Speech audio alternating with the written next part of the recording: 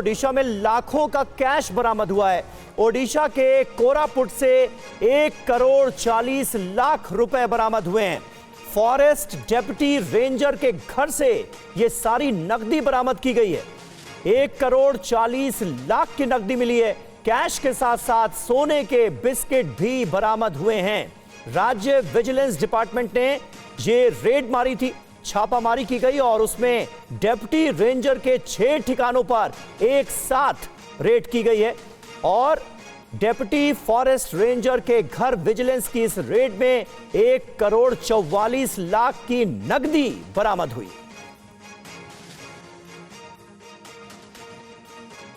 तो ये तस्वीरें आपको दिखा रहे हैं किस तरह से अलमारियों में नकदी छुपाकर रखी गई थी। ये आप देखिए, 1,40,00,000 से ज्यादा कैश बरामद हुआ है। इसके अलावा सोने की बरामदगी भी की गई है। फॉरेस्ट रेंजर के ठिकाने से 1,40,00,000 से ज्यादा कैश, सोने के बिस्किट और सोने के सिक्के बरामद किए गए हैं। जितेंद्र शर्मा हमारे संवाददाता इस वक्त हमारे साथ मौजूद हैं। जितेंद्र, ये तस्वीरें हम दिखा रहे हैं अलमारियों में किस तरह से नकदी छुपाकर रखी गई थी। सोने के बिस्किट, सोने के सिक्के बरामद हुए हैं। क्या बताया जा रहा है विजिलेंस डिपार्टमेंट की तरफ से, किस तरह का इनपुट था जिसके बाद ये रेड मारी गई? जी बिल्कुल, देखिए उड़ीसा में इस डिप्टी रेंजर जो कि फॉरेस्ट डिपार्टमेंट में तैनात है, इनके बारे में जानकारी मिली थी आय से अधिक संपत्ति की, जिसको लेकर बाकायदा विजिलेंस की तरफ से इस मामले में कार्रवाई की गई। लगातार विजिलेंस डिपार्टमेंट का यह भी कहना है कि इनके बारे में काफी शिकायतें अलग अलग यानी कि डिपार्टमेंट की तरफ से आ रही थी और बाहरी जो शिकायतकर्ता थे उनकी तरफ से भी आ रही थी। तो उसके बाद बाकायदा एक टीम कॉन्स्टिट्यूट की गई, यानी कि एक टीम बनाई गई जिसमें 6 DSP, 5 इंस्पेक्टर और इसके अलावा अन्य कुछ जवान विजिलेंस डिपार्टमेंट के मौजूद थे। इस टीम ने आज सुबह रेड किया इनके यहाँ पर और बाकायदा इनके यहाँ से 1,44,00,000 रुपए की नकदी, साथ ही 3 स्टोरी बिल्डिंग के बारे में पता चला जिसके कागजात वहां से मिले, 3 फ्लैट्स के कागजात मिले। इसके अलावा तकरीबन बड़ी संख्या में जो गोल्ड के सिक्के हैं, इसके अलावा सिल्वर के सिक्के हैं, साथ ही कुछ ज्वेलरी है गोल्ड की, वो वहां से बरामद हुई है। साथ ही महंगी लग्जरी कार वहां से बरामद हुई है। तो कहीं ना कहीं आय से अधिक संपत्ति के जो आरोप इनके ऊपर लग रहे थे वो इस साफ तौर पर जो बरामदगी हुई, जो रिकवरी हुई, वो साफ तौर पर इस यानी कि जो शिकायतें थी उनको और पुख्ता कर रहा था। तो लिहाजा अभी भी जो विजिलेंस टीम है वो इनके आवास पर मौजूद है, लगातार सर्चिस की जा रही है और साथ ही जो कुछ बेनामी संपत्ति है उसके बारे में भी उनसे पूछताछ की जा रही है। जी शुक्रिया जितेंद्र आपका इस जानकारी के लिए। ओडिशा के कोरापुट से ये बरामदगी हुई है। भारी मात्रा में नकदी, सोना, सोने के बिस्किट बरामद हुए हैं इनके घर से। शुक्रिया जितेंद्र।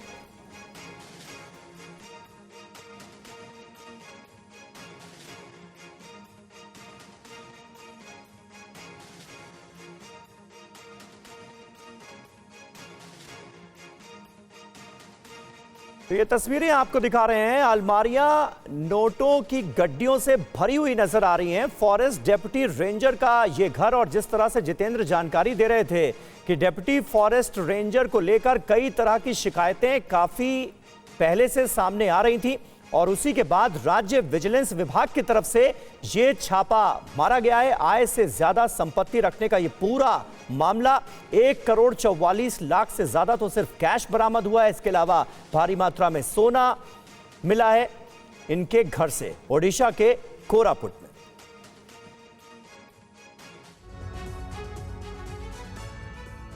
और अगली बड़ी खबर आपको बता दें, गुजरात के गांधीनगर में एक कार ने कई लोगों को कुचल दिया। हादसे की सीसीटीवी तस्वीरें भी सामने आई हैं। कार ड्राइवर को पुलिस ने गिरफ्तार कर लिया है।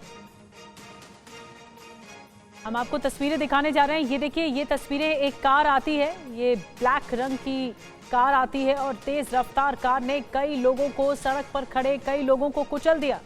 सीसीटीवी तस्वीरें आ चुकी हैं।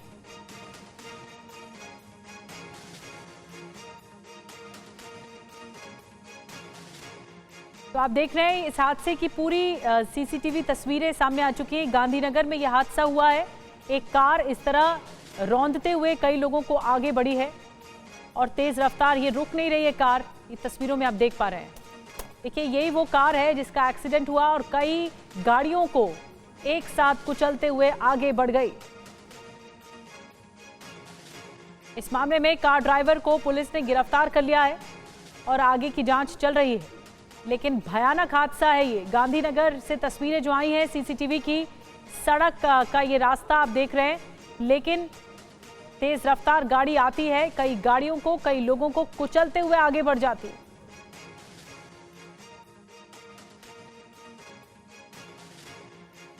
तो तस्वीरें आपको विचलित कर सकती हैं, तस्वीरें भयानक हैं। कैसे कई दोपहिया वाहनों को कुचला है इस गाड़ी ने, तेज रफ्तार गाड़ी ने। एक पल के लिए ऐसा लग रहा है कि जो ड्राइवर ने अपना नियंत्रण खो दिया और ये गाड़ी रुकी ही नहीं, आगे बढ़ती चली गई। और अब खबर बारिश की। जम्मू कश्मीर में नदी नाले उफान पर हैं और बच्चे जान जोखिम में डालकर स्कूल जाने को मजबूर हैं। खबर कठुआ जिले से। कठुआ में बारिश के बाद उफान, नदी में दहाड़ मारता सैलाब, जान जोखिम में डालकर नदी पार करते बच्चे। उफनती नदी को झूला पुल के सहारे पार करने की मजबूरी। तस्वीरें कठुआ के गांव घाट और गत्ता की हैं। 300 लोगों की आबादी वाले गांव में आवाजाही का इकलौता साधन इन दोनों यही झूला पुल है। स्कूली बच्चे अपनी जान जोखिम में डालकर झूला पुल से उफनती नदी को पार कर रहे हैं। 21वीं सदी के भारत में सिस्टम पर सवाल उठाती इन तस्वीरों को देखिए। रस्सी के सहारे बच्चे झूला वाले पुल पर बैठते हैं और फिर जान जोखिम में डालकर एक सिरे से दूसरे सिरे पर पहुंचते हैं। रास्ते में क्या होगा कोई नहीं जानता। बीच में रस्सी टूटी तो जानलेवा हादसा होना तय। बारिश के हर सीजन में यहाँ के स्थानीय निवासी और स्कूली बच्चे रस्सी वाले झूला पुल से सेवा नदी को पार करते हैं। गांव वालों ने कई बार प्रशासन से पुल बनवाने की मांग भी, लेकिन आज तक इस पर कोई कार्रवाई नहीं। इस इलाके के हालात आज भी पुराने जमाने जैसे ही हैं, जहां लोग जान जोखिम में डालकर नदी पार करने को मजबूर हैं। हर दिन इनके लिए जिंदगी एक जंग की तरह है। झूले पर झूलती जिंदगी का खतरा इन लोगों के लिए हर दिन की बात बन गया है।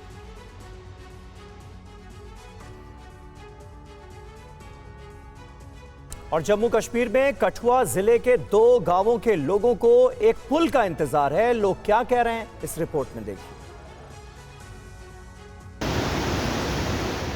रस्सी के झूले वाले पुल से स्कूल जाते बच्चे किसी नेता के होते तो क्या होता। ये स्कूली बच्चे किसी अफसर के होते तो क्या होता। ये स्कूली बच्चे किसी रईस के होते तो क्या होता। किसी भी माता पिता का कलेजा अपने बच्चों को जोखिम में देखकर बैठ जाता, मगर इन बच्चों की परवाह किसी को नहीं। आप खुद सुनिए इन बच्चों की गुहार क्या है। बहुत ही जोखिम भरा रास्ता है और यहाँ पे पुल बनना चाहिए, क्योंकि यहाँ पे बहुत सारे लड़के स्कूल जाते हैं और किसी भी काम काज को कहीं भी जाना हो तो यहीं से जाना पड़ता है। और यहाँ पे 2-3 हादसे हो चुके हैं। पुल बनना चाहिए हमारे लिए। जब भी जाते हैं हमें धड़कन होती है, तो पुल बनना चाहिए। हमें रोज यहाँ से जाना पड़ता है तो इधर खतरा होता है बहुत। इधर अभी देखो आप कितना पानी है यहाँ पे, तो रोज यहाँ से जाना पड़ता है। जो छोटे छोटे बच्चे होते हैं उनको साथ में ले जाना पड़ता है। जैसे कोई छोटे फर्स्ट सेकंड वाले तो उनको 2-2 चढ़ते हैं, तो 2-2 चढ़ने की वजह से कोई गिर जाएगा तो हादसा भी हो सकता है। वहीं महाराष्ट्र के अकोला जिले के बालापुर इलाके में एक पुराने किले की दीवार भरभरा कर ढह गई। हादसे में किसी के हताहत होने की खबर नहीं है। डरा देने वाला ये वीडियो महाराष्ट्र के अकोला से सामने आया है, जहां बालापुर में सदियों पुराने किले का एक हिस्सा भरभरा कर ढह गया। जानकारी के मुताबिक ये भव्य और ऐतिहासिक किला राजा जयसिंह के समय का है, सैकड़ों साल पुराना है। पिछले कुछ दिनों से क्षेत्र में लगातार हो रही तेज बारिश के चलते दीवार कमजोर हो गई थी। इसी वजह से अचानक ताश के पत्तों की तरह ढह गई। हादसे के वक्त किले में कई लोग मौजूद थे, लेकिन राहत की बात ये रही कि हादसे में कोई हताहत नहीं हुआ है। घटना गुरुवार शाम की बताई जा रही है। हादसे के वक्त वहां मौजूद लोगों ने दीवार ढहने का वीडियो बना लिया, जो वायरल हो रहा है। घटना ने ऐतिहासिक धरोहरों के संरक्षण की चिंता को भी बढ़ा दिया है। फिलहाल अधिकारियों ने घटना की जांच शुरू कर दी है। जांच रिपोर्ट के आधार पर आगे की कार्रवाई की जाएगी।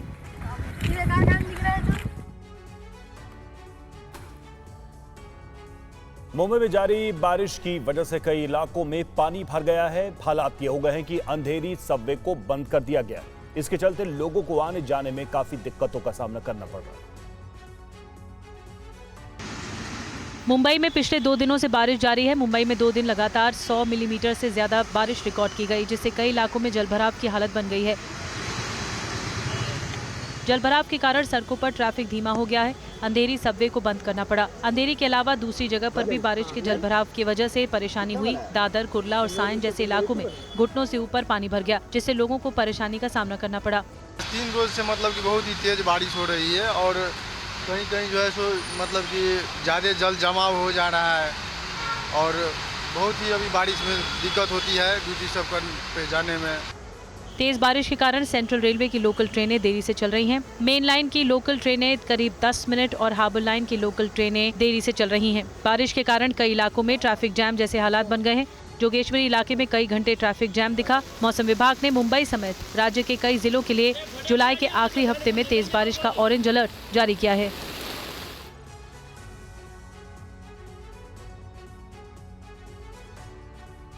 और मुंबई में बारिश की वजह से लोगों को परेशानी का सामना करना पड़ रहा है। टीवी 9 संवाददाता शुभम पांडे ने हालात का जायजा लिया। मुंबई और उसके आसपास के जिलों में सुबह से ही लगातार तेज बरसात हो रही है और बरसात के चलते इस वक्त आप देखिए कि मुंबई की तरफ जाने वाली तमाम गाड़ियों का जो जमघट है वो लगा हुआ है। ये इस वक्त हम मुंबई के चेक नाका के पास इस वक्त मौजूद है, जहां पर आप देखिए कि मुंबई की तरफ जाने वाली तमाम गाड़ियां इस वक्त इस तरह से खड़ी हुई कतारों में।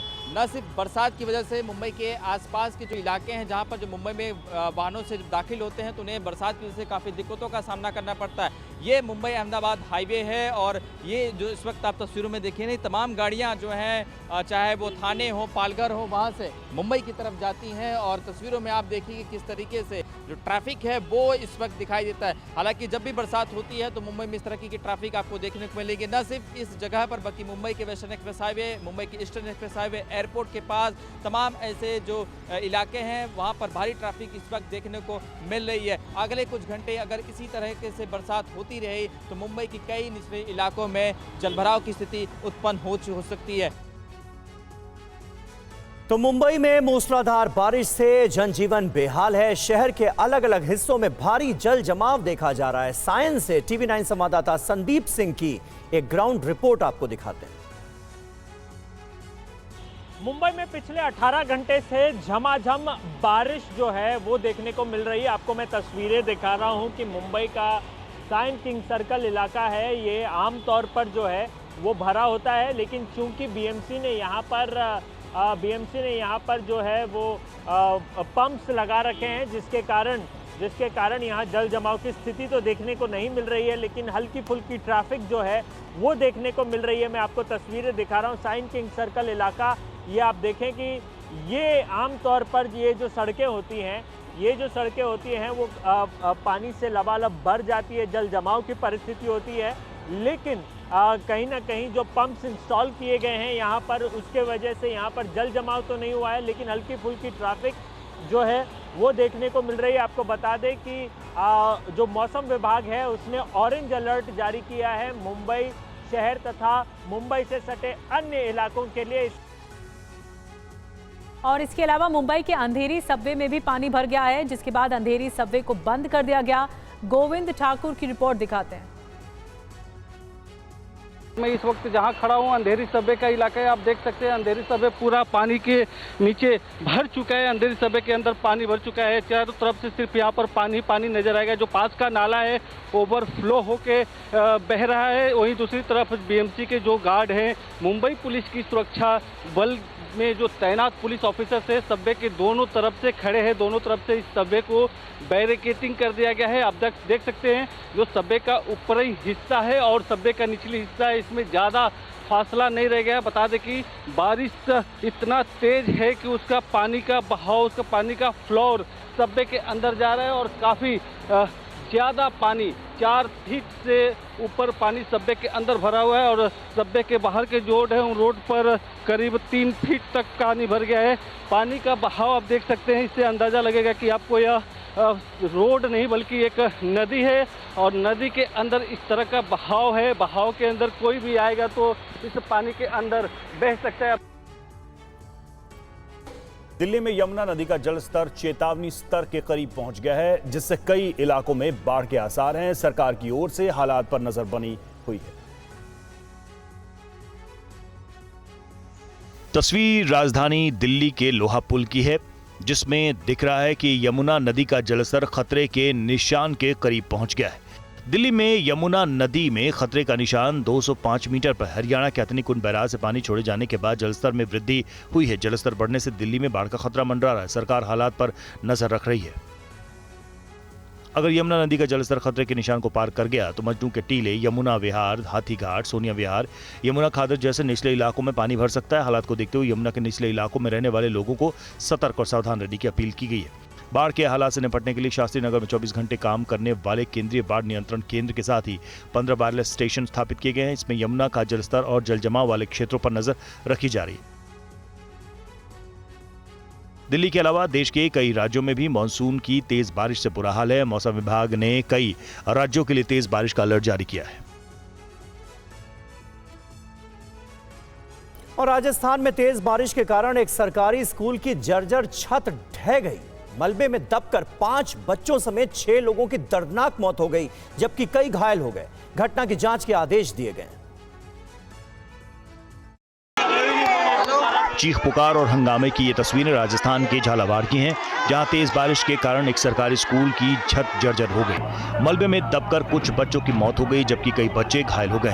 हादसे के बाद पूरे गांव में हड़कंप मच गया है और परिजन अपने मासूमों के लिए हैरान परेशान नजर आए। जेसीबी की मदद से मलबा हटाया जा रहा है और घायल बच्चों को मनोहर थाना CHC ले जाया गया, जहां उनका इलाज जारी है। सरकार ने हादसे की उच्च स्तरीय जांच के आदेश दिए हैं।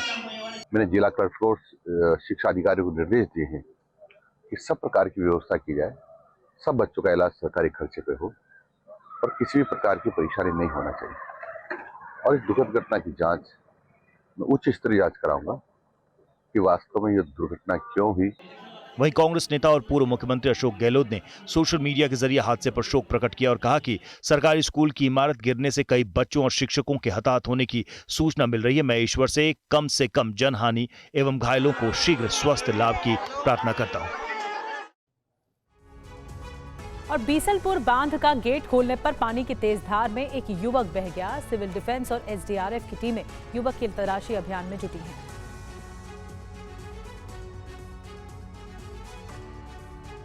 टोंक जिले के बीसलपुर बांध के गेट खोलने पर बड़ा हादसा हो गया। मालपुरा इलाके के रहने वाले युवक राजू की पानी में डूबने से मौत हो गई।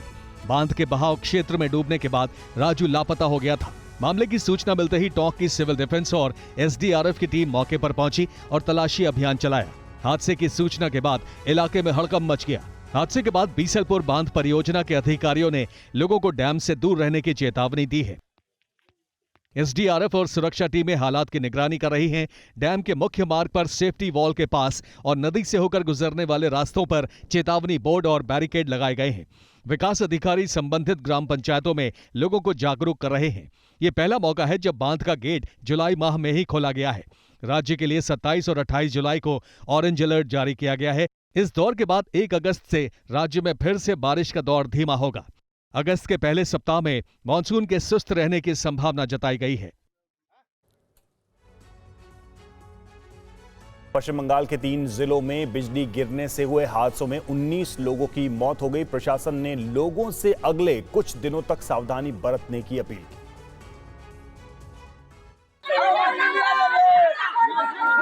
पश्चिम बंगाल के कई जिलों में बिजली गिरने से हुए हादसे में कई लोगों की मौत हो गई। मारे गए लोगों में 8 बांकुड़ा जिले के, पूर्वी बर्धमान जिले के 5 और 1 पश्चिमी मिदनापुर जिले के रहने वाले थे। हादसे के बाद प्रभावित इलाकों में मातम पसरा है। राज्य आपदा प्रबंधन अधिकारी के मुताबिक बांकुड़ा जिले के खिरी गांव में खेत में काम कर रहे जियाउल हक पर अचानक बिजली गिर गई। मौके पर मौजूद लोगों ने उन्हें अस्पताल पहुंचाया, जहां डॉक्टरों ने उन्हें मृत घोषित कर दिया। इसी जिले का युवक जीवन घोष बिजली गिरने से गंभीर रूप से झुलस गया था। अस्पताल ले जाने पर डॉक्टरों ने उसे मृत घोषित कर दिया। पूर्वी बर्धमान जिले में 60 वर्षीय सनातन पात्रा नाम के शख्स पर भी खेत में काम करने के दौरान बिजली गिरी, जिससे उनकी मौत हो गई। पश्चिम मेदिनीपुर के चंद्रकोना इलाके में लक्ष्मीकांत पान की बिजली गिरने से जान चली गई। मौसम विभाग ने बंगाल के कई जिलों में 27 जुलाई तक बिजली गिरने की चेतावनी जारी की है। प्रशासन ने नागरिकों से सावधानी बरतने और खराब मौसम के दौरान खुले में न निकलने की अपील की है।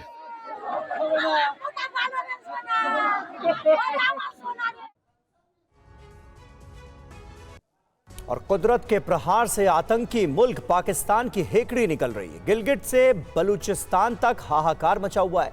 पाकिस्तान में बाढ़ से भीषण तबाही मची है।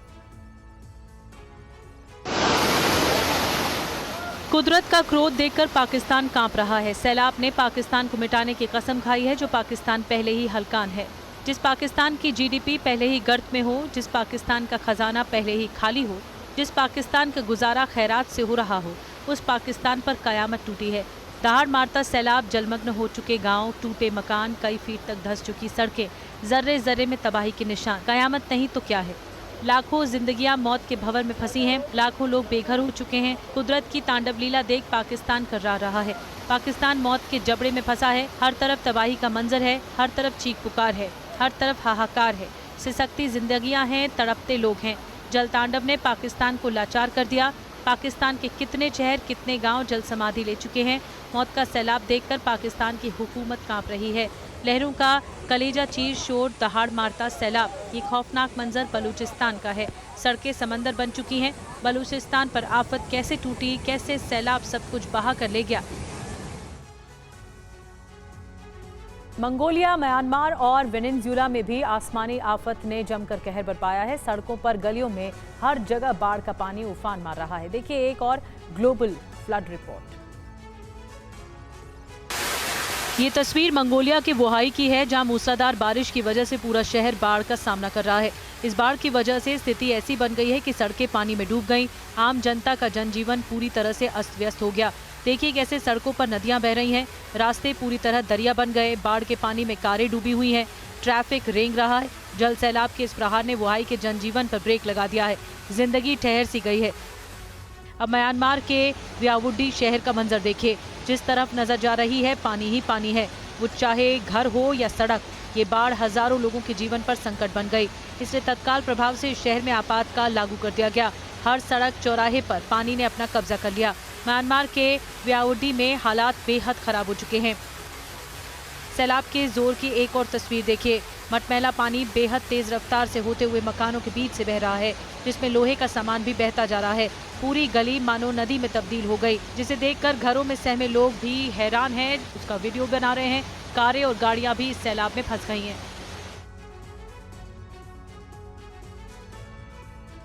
अमेरिका के न्यू मैक्सिको में एक बार फिर बाढ़ ने दस्तक दे दी है। न्यू मैक्सिको में आई बाढ़ ने भीषण तबाही मचाई है। भयानक सैलाब की वजह से न्यू मैक्सिको में बाढ़ एक बार फिर से डराने लगी।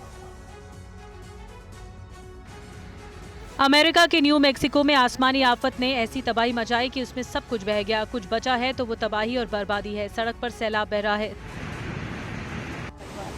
सड़कों का मंजर देखकर ऐसा लग रहा है मानो कोई नदी हाहाकार करती बह रही हो। ऐसे में लोग ऊपरी मंजिलों में रहकर किसी तरह जानमाल की हिफाजत करने में जुटे हैं। लेकिन बाढ़ का हमला इतना भीषण है कि लोगों के कई सामान इस जल प्रहार में बह गए। तस्वीरों में देखिए कैसे बड़े बड़े बॉक्स इस सैलाब में बह रहे हैं। ये बाढ़ कितनी भीषण है, एक एक तस्वीर बयां कर रही है। हर जगह पानी और मलबा भर गया है। ये तस्वीरें अमेरिका के न्यू मैक्सिको की हैं। यहाँ कई इलाकों में दोबारा बाढ़ ने दस्तक दी है। देखिए कैसे सैलाब के रास्ते में आया पेड़ उखड़कर जमीन पर आ गिरा। अमेरिका के न्यू मैक्सिको में बाढ़ ने सबसे ज्यादा तबाही मचाई। इमरजेंसी जैसे हालात हैं। रिहायशी इलाकों से लेकर बाजार, दुकान और दफ्तर, सब जगहों पर बाढ़ ने कहर बरपाया है। बारिश रिकॉर्ड किए जाने के इतिहास में ऐसा पहली बार हुआ है जब न्यू मैक्सिको में इतनी ज्यादा बारिश हुई हो। यही वजह है कि कुदरत के इस रौद्र रफ्तार को देखकर सुपर पावर अमेरिका के हौसले भी पस्त हैं। और यूरोप में एक बार फिर बाढ़ ने कोहराम मचा दिया है। स्पेन में आई बाढ़ ने काफी तबाही मचाई है। स्पेन में आए इस भयानक सैलाब की वजह से यूरोप में बाढ़ एक बार फिर लोगों को डराने लगी। ये पानी का रौद्र रूप है, प्रकृति का क्रोध है जिसके सामने जिंदगियां बेबस हैं। स्पेन की सरकार लाचार है, निगाहें टिकी हैं आसमान पर, ऊपर वाले की रहम की आस में। मकान दरिया बन चुके हैं, सड़कों पर सैलाब उमड़ रहा है। स्पेन के मर्सिया में जल प्रहार ने जिंदगी पर ब्रेक लगा दिया है। मर्सिया की इन तस्वीरों ने पूरी दुनिया को हैरत में डाल दिया। सड़कें पूरी तरह सैलाब में डूब गईं।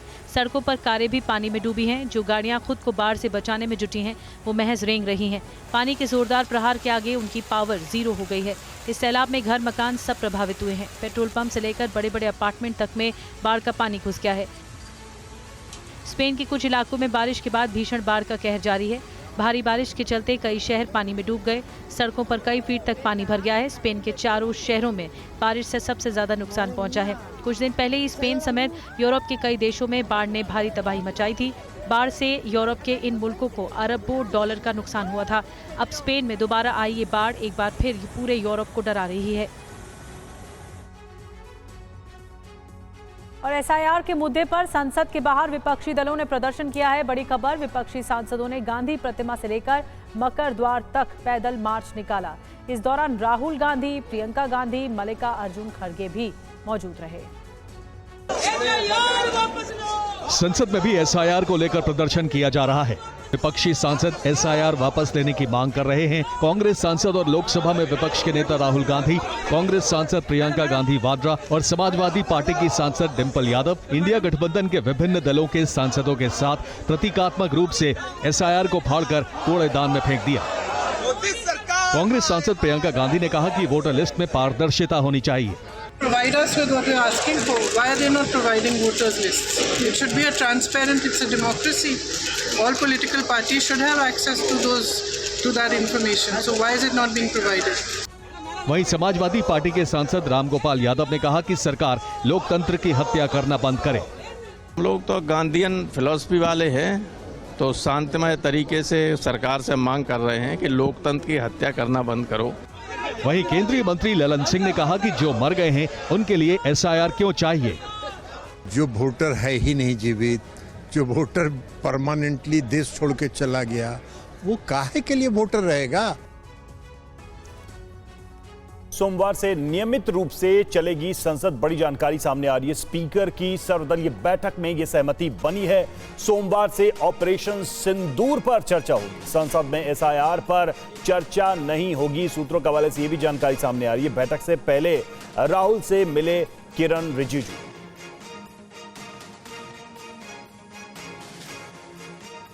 तो सोमवार से संसद के सदन को लेकर यह जानकारी सामने आ रही कि सोमवार से नियमित रूप से संसद चलेगी और स्पीकर की सर्वदलीय बैठक हुई और इस बैठक में सहमति बनी है। यह भी जानकारी सामने आ रही कि ऑपरेशन सिंदूर पर चर्चा होगी लेकिन एसआईआर पर चर्चा नहीं होगी। आनंद पांडे हमारे साथ इस वक्त हमारे संवाददाता जुड़े। आनंद, सहमति बनी है, ऑपरेशन सिंदूर पर भी चर्चा होगी, एसआईआर पर नहीं होगी, तब जबकि हम आज ही देख रहे हैं कि तमाम सांसद एसआईआर पर अपना प्रोटेस्ट दर्ज करा रहे हैं। बैठक में क्या हुआ और किन बिंदुओं पर चर्चा की गई सर्वदलीय बैठक में? ये देखिए, मॉनसून सत्र का जो पहला हफ्ता है वो पूरा वॉश आउट हो चुका है। कोई कामकाज नहीं हुआ दोनों सदनों में। तो आज सरकार की तरफ से कांग्रेस को अप्रोच किया गया। बैठक राहुल गांधी और मल्लिकार्जुन खड़गे के साथ संसदीय कार्य मंत्री किरण रिजिजू और अर्जुन मेघवाल की भी, राज्यसभा लोकसभा दोनों जो विपक्ष के नेता है उनको सरकार की तरफ से बताया गया कि चूंकि एक हफ्ता पूरा वॉश आउट हो चुका है तो ऐसे में अगले हफ्ते से चर्चा चलनी चाहिए।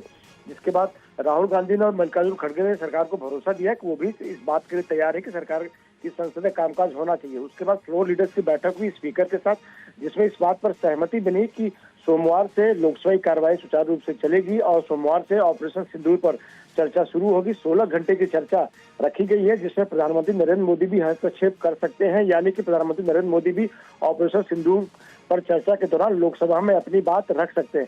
हालांकि विपक्ष इस बात पे अड़ा हुआ था कि जो चर्चा हो वो स्पेशल चर्चा यानी कि विशेष चर्चा हो, लेकिन सरकार चाहती थी कि रूल 193 के तहत चर्चा हो। रूल 193 के तहत चर्चा का मतलब ये होता है कि ये चर्चा सरकार शुरू कर रही है, सरकार चाहती है और इसमें सरकार की वाहवाही होती, ऑपरेशन सिंदूर की वाहवाही होती। लेकिन विपक्ष इस बात पे अड़ा रहा कि ये चर्चा विशेष होनी चाहिए, तो सहमति बनी। बिल्कुल आनंद, तो सहमति बनी है। अब देखना होगा कि सोमवार से सदन में क्या माहौल रहता है। शुक्रिया आपका हमसे जुड़ने के लिए।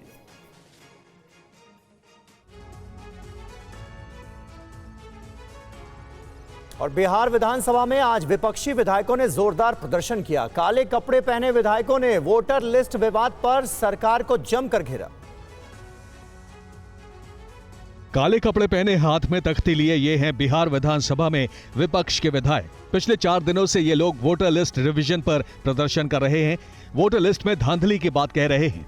ये विधायक विधानसभा के बाहर और भीतर नारेबाजी कर विधानसभा की कार्यवाही में खलल डाल रहे हैं। ये लोग जब हंगामा करते हैं तो जरा देख लीजिए सबका कपड़ा कैसा पहने हुए है।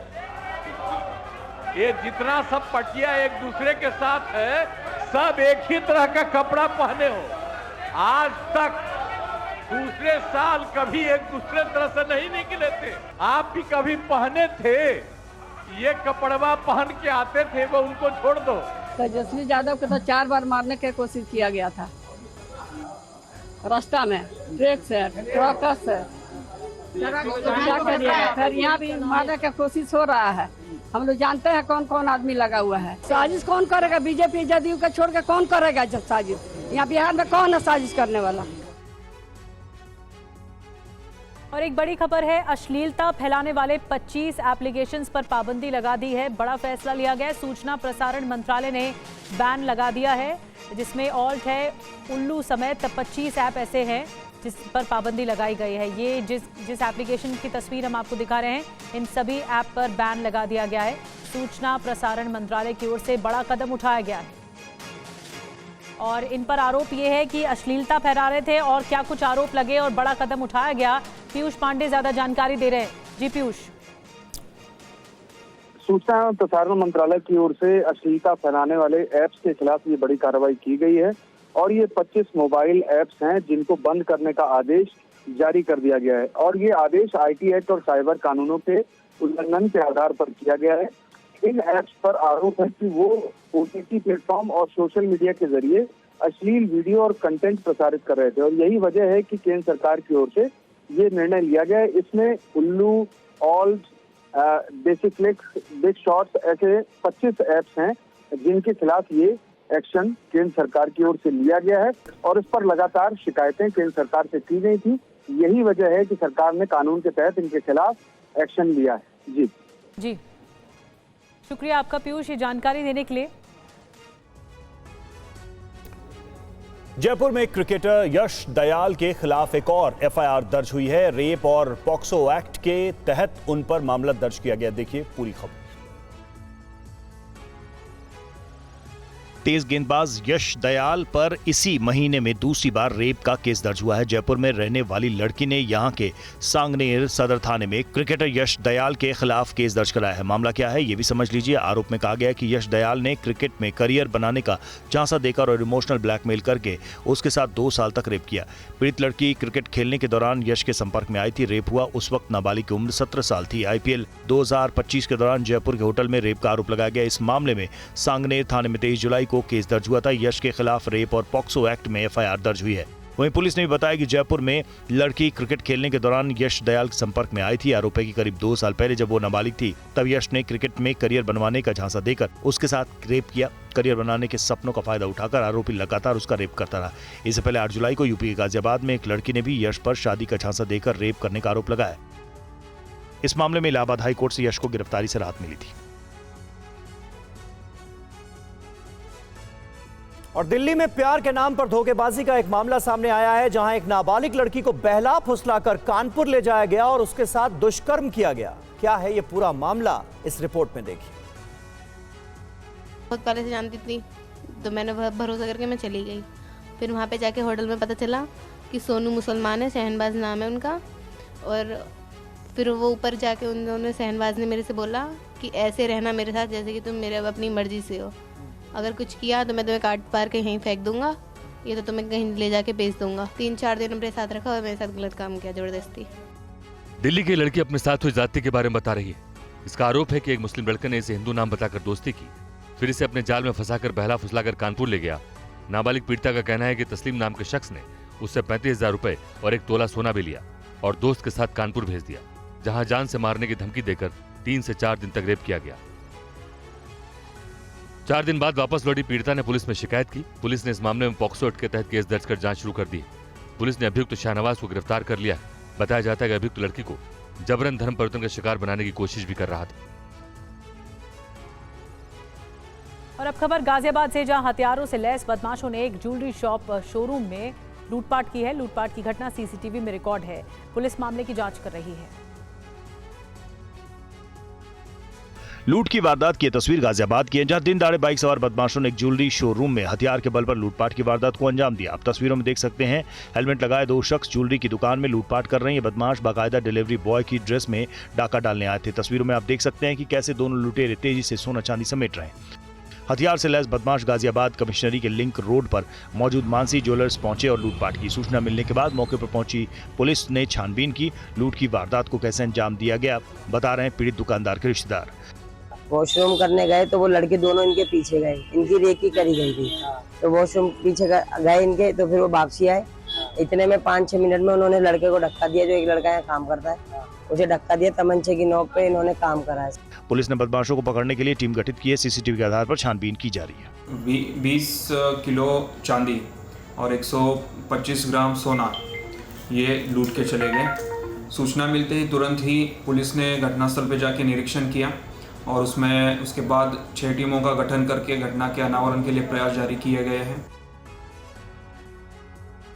और 1984 सिख विरोधी दंगा मामले पर बड़ी खबर सामने आ रही है। 11 में से 3 मामलों की सुनवाई पर रोक लगाने पर सुप्रीम कोर्ट नाराज। सुप्रीम कोर्ट ने दिल्ली हाई कोर्ट से सुनवाई करने को कहा है। सुनवाई कर जल्द फैसला करे दिल्ली हाई कोर्ट, ये सुप्रीम कोर्ट की तरफ से कहा गया है। जस्टिस सूर्यकांत और जस्टिस जॉय माल्या बागची की बेंच ने सुनवाई के दौरान ये निर्देश दिए हैं। तो बड़ी जानकारी सिख विरोधी दंगों से जुड़ी हुई सामने आई है और आपको बता दें कि खबर यह है कि 11 में से 3 मामलों की सुनवाई पर रोक लगाने के निर्देश पर सुप्रीम कोर्ट ने नाराजगी व्यक्त की है। सुप्रीम कोर्ट ने दिल्ली हाई कोर्ट से सुनवाई करने को कहा।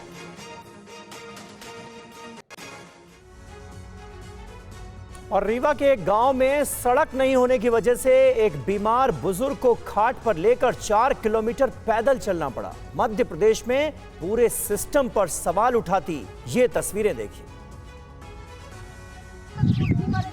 चारपाई पर बीमार बुजुर्ग लेटे हुए हैं, परिजन परेशान हैं। कीचड़ भरे रास्ते पर चलना मुश्किल हो रहा है। कोई गाड़ी इन रास्तों पर गांव तक पहुंचती नहीं है। तस्वीरें रीवा के बहेरा लखन खेरीहान गांव की है।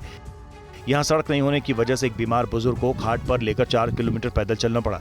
गांव वालों ने बताया कि वहां आज़ादी के 75 साल बाद भी गांव तक सड़क नहीं पहुंच पाई है। बीमार लोगों को अस्पताल तक पहुंचाना बहुत बड़ी चुनौती है। इन सवालों के बीच पूरी खबर समझ लीजिए। गांव में 80 वर्षीय रोचा राम शर्मा को देर रात सीने में तेज दर्द हुआ। एम्बुलेंस गांव तक नहीं पहुंच सकी, इसलिए सुबह होने का इंतजार करना पड़ा। कीचड़ और फिसलन भरे रास्ते से परिजनों और गांव के महिलाओं ने खाट पर उठाकर उन्हें 4 किलोमीटर दूर मुख्य सड़क तक पहुंचाया। वहां से निजी गाड़ी से रीवा के अस्पताल में भर्ती करवाया गया, जहां उनकी हालत अभी भी नाजुक बनी हुई है। दरअसल बारिश के मौसम में ये इलाका पूरी तरह से आवाजाही के लिए कट जाता है। ऐसे में किसी के बीमार होने पर जान बचाना बड़ी चुनौती है। ऐसे हाल में ये घटना प्रशासन की आंखें खोलने के लिए काफी है। यहाँ विकास के दावे सिर्फ भाषणों तक सीमित है। अयोध्या में बुजुर्ग महिला को सड़क पर छोड़कर परिजन फरार हो गए। गंभीर हालत में बीमार बुजुर्ग महिला को अस्पताल में भर्ती कराया गया, जहां उनकी मौत हो गई। पुलिस मामले की जांच कर रही है। राम की नगरी अयोध्या से मानवता को शर्मसार करने वाली सामने आई हैं तस्वीरें। संवेदनहीनता की सभी हदें पार करने वाली इस तस्वीर को जिसने भी देखा उसका रिश्तों से भरोसा उठ गया। कैसे कोई बुजुर्ग को सड़क किनारे फेंक कर भाग सकता है? सीसीटीवी में रिकॉर्ड इस तस्वीर में साफ देखा जा सकता है कि एक महिला और एक शख्स बुजुर्ग को सड़क किनारे छोड़कर फरार हो जाते हैं। बुजुर्ग के शरीर को चादर से ढक देते हैं। बाद में एक और महिला आती है और चादर हटाकर बुजुर्ग का चेहरा देखती है और फिर चादर ढककर चली जाती है। जिस वक्त बुजुर्ग महिला को सड़क किनारे फेंका गया उस वक्त उनकी हालत काफी खराब थी। गंभीर हालत में बुजुर्ग महिला को दर्शन नगर मेडिकल कॉलेज में कराया गया भर्ती, जहां इलाज के दौरान उनकी मौत हो गई। पुलिस सीसीटीवी फुटेज के माध्यम से अभियुक्तों की तलाश कर रही है। उन व्यक्तियों की पहचान करने का प्रयास किया जा रहा है, साथ ही मृतका की भी पहचान करने के प्रयास किए जा रहे हैं। शीघ्र ही इसमें पोस्टमार्टम पंचायतनामा की कार्रवाई के साथ उक्त दोषी व्यक्तियों की पहचान सुनिश्चित कर उनके विरुद्ध कठोर विधिक कार्रवाई की जाएगी। बिजनौर में आवारा कुत्तों ने खेत में काम कर रही एक महिला को नोच नोच कर मार डाला। इस घटना के बाद इलाके के लोग काफी डरे हुए हैं। ये तस्वीर उत्तर प्रदेश के बिजनौर की है। इस तस्वीर को देखकर आपकी रूह कांप जाएगी, जहां आवारा कुत्तों ने एक महिला को शिकार बनाया। बिजनौर में आवारा कुत्तों ने खेत में काम कर रही इस बुजुर्ग महिला को नोच नोच कर मार डाला। बिजनौर के अफजलगढ़ थाने के सलावत नगर गांव में 60 साल की महिला धान के खेत में काम करने गई थी। शाम 5:30 बजे खेत से घर लौट रही थी, तभी अचानक 5 खूंखार आवारा कुत्तों ने हमला बोल दिया और बुजुर्ग महिला के शरीर को जगह जगह से नोचने काटने लगे। बुजुर्ग महिला ने मदद के लिए आवाज भी लगाई, मगर जब तक दूसरे किसान वहां पहुंचते महिला की मौत हो चुकी थी। लोगों ने लाठी डंडों से वहां मौजूद आवारा कुत्तों को भगाया। घटना की सूचना मिलने के बाद मौके पर पहुंची पुलिस ने शव को अपने कब्जे में लेकर पोस्टमार्टम के लिए भेज दिया। फिलहाल इस घटना के बाद से लोगों में दहशत है। लोग अपने खेतों में जाने से डर रहे हैं। लोगों का कहना है कि आवारा कुत्ते कभी भी अकेले देखकर शिकार बना लेते हैं। आपको बता दें कि आवारा कुत्तों ने पिछले 3 महीनों में 12 लोगों को अपना शिकार बनाया है। आवारा कुत्तों के काटने से अब तक 5 ग्रामीणों की मौत हो चुकी है।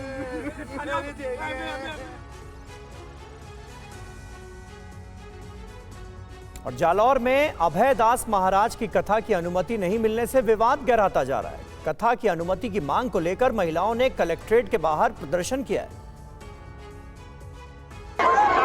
प्रदर्शन कर रही ये महिलाएं अभय दास महाराज की कथा की अनुमति नहीं होने देने के खिलाफ सड़क पर उतरी हैं। पुलिस द्वारा लगाए गए बैरिकेड को तोड़ने पर उतारू हैं। पुलिस ने महिलाओं और प्रदर्शनकारियों को रोकने की कोशिश की। प्रदर्शन कर रहे लोगों को काफी देर तक समझाया गया, लेकिन ये लोग अपनी मांग को लेकर अड़े रहे। बाद में पुलिस को एक्शन लेना पड़ा। पुलिस ने रास्ते को खाली कराने के लिए हल्का बल प्रयोग करते हुए प्रदर्शन कर रहे लोगों को हटाया। कल राज्यपाल हरिभाऊ बागड़े के जालौर आने से पहले बड़ी संख्या में महिलाएं कलेक्ट्रेट परिसर पहुंची और कथा की अनुमति को लेकर प्रदर्शन किया। पुलिस ने पहले महिलाओं को काफी समझाया, लेकिन उन्होंने सड़क से हटने से इनकार कर दिया। बड़ी संख्या में पहुंची महिलाओं और अभय दास महाराज के समर्थकों ने सड़क पर जाम कर दिया। अभय दास महाराज के समर्थकों की मांग है कि जालौर में कथा के लिए कोई और जगह दी जाए, लेकिन प्रशासन का कहना है कि जिस जगह अनुमति मांगी जा रही है वहां कथा होने पर कानून व्यवस्था का मामला गड़बड़ा सकता है। प्रशासन ने कहा कि विवाद को देखते हुए कथा की अनुमति नहीं दी गई।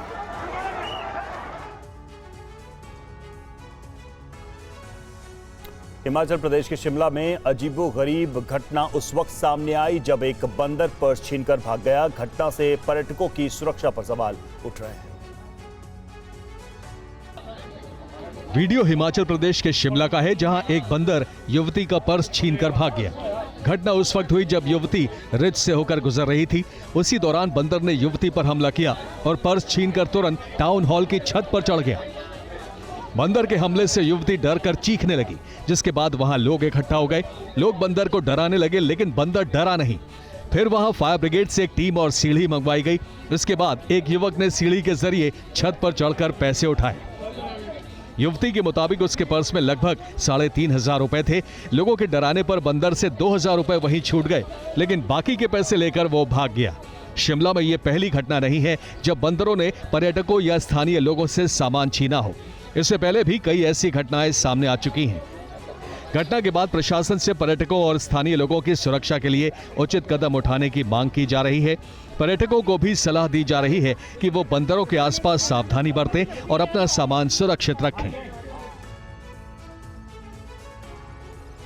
ओडिशा के केंदुझार में एक जंगली हाथी ने घर में दाखिल होकर जबरदस्त बवाल मचा दिया। देखिए गजराज के उत्पात का हैरान कर देने वाला ये वीडियो। जंगली हाथी का हमला, रिहायशी इलाके में उत्पात, घर में घुसने की कोशिश करता गजराज, जंगल में बने मकान में तोड़फोड़। तस्वीर ओडिशा के केंदुझार की है, जहां ये जंगली हाथी रिहायशी इलाके में आगे पहुंचा है और फिर इस घर में घुसने की कोशिश करने लगा। कई घंटे तक हाथी यहीं रुका रहा और आखिर में हाथी इस घर में प्रवेश कर गया, जिसका वीडियो काफी तेजी से वायरल हो रहा है। वहीं इस घटना के बाद वन विभाग की टीम मौके पर पहुंची और हाथी को घर से निकालकर जंगल भेजा गया। वन विभाग की तरफ से यह भी कहा गया है कि कई बार लोग हाथियों को परेशान करते हैं, जिसकी वजह से इस तरह की घटनाएं सामने आती है। लोगों से कहा गया कि वो जंगली हाथी से दूरी बनाकर रखें। जो वीडियो में दिखाई दे रहा है वो हाथी बगल में एक शिव मंदिर है जो कि जंगल से सटा हुआ है। तो उस शिव मंदिर के बगल में एक घर है। उस घर में उसके अंदर कुछ फर्मेंटेड राइस रिलेटेड कुछ चीज़ थी, तो उसके लिए वो उसके अंदर घुस के वो खाने की कोशिश कर रहा है। हम सचेतनता कर रहे हैं, अवेयरनेस कर रहे हैं। तो मेरा विश्वास है कि लोग बहुत सारे लोग कोऑपरेट करें। और भारत का इलेक्ट्रॉनिक्स का मैन्युफैक्चरिंग हब बनाने और एक्सपोर्ट को बूस्ट देने के लिए सरकार ने PLI जैसे कई स्कीम शुरू की है। नतीजा ये कि निर्यात में पिछले 11 साल में 40% से ज्यादा की वृद्धि हुई है। देखिए रिपोर्ट। इलेक्ट्रॉनिक सेक्टर में भारत ने लंबी छलांग लगाई है। भारत में इलेक्ट्रॉनिक सेक्टर के प्रोडक्शन में 6 गुना वृद्धि हुई है। इस साल पहली made in India semiconductor chip भी आ सकती है। वित्त वर्ष 2025-26 की अप्रैल से जून की पहली तिमाही में इलेक्ट्रॉनिक्स एक्सपोर्ट $12.41 बिलियन हो गया, जो पिछले साल की तुलना में 47% ज्यादा है। भारत ने अमेरिका को $7.47 बिलियन का इलेक्ट्रॉनिक्स निर्यात किया, जो कुल इलेक्ट्रॉनिक्स निर्यात का 60.2% है। दूसरे नंबर पर यूएई रहा, जिसे $1 बिलियन यानी 8.09% का निर्यात किया गया। चीन को भारत ने $482 मिलियन यानी 3.88% का इलेक्ट्रॉनिक्स निर्यात किया, जबकि नीदरलैंड्स को 2.68% और जर्मनी को 2.09% का निर्यात किया गया। मोदी सरकार की मेक इन इंडिया और PLI स्कीम की इलेक्ट्रॉनिक्स निर्यात में बड़ी भूमिका रही है। PLI ने घरेलू और विदेशी मैन्युफैक्चरर्स को भारत में ऑपरेशन और निर्यात बढ़ाने के लिए प्रोत्साहित किया है, जिससे निवेश भी बढ़ा है। एप्पल, सैमसंग जैसे अंतर्राष्ट्रीय ब्रांड्स अब भारत में स्मार्टफोन की मैन्युफैक्चरिंग और यहीं से निर्यात कर रहे हैं।